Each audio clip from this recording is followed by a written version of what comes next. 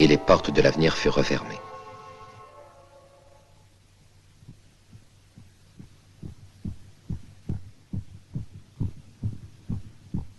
Peu de temps après son retour, il fut transféré dans une autre partie du camp.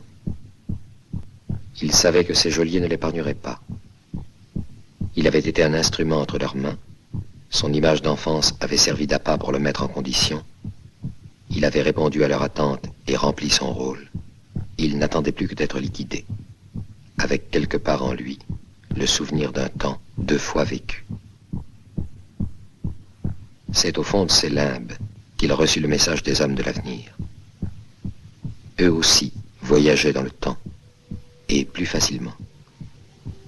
Maintenant ils étaient là, et lui proposaient de l'accepter parmi eux. Mais sa requête fut différente. Plutôt que cet avenir pacifié, il demandait qu'on lui rende le monde de son enfance, et cette femme qu'il attendait peut-être.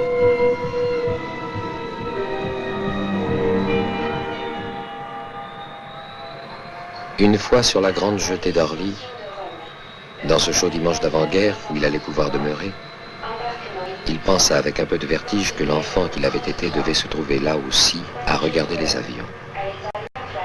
Mais il chercha d'abord le visage d'une femme au bout de la jetée.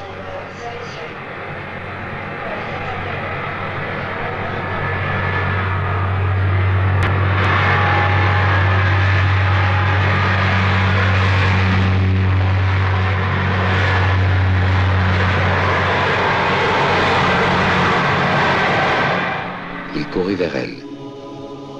Et lorsqu'il reconnut l'homme qu'il avait suivi depuis le camp souterrain, il comprit qu'on ne s'évadait pas du temps, et que cet instant qui lui avait été donné de voir enfant, et qui n'avait pas cessé de l'obséder,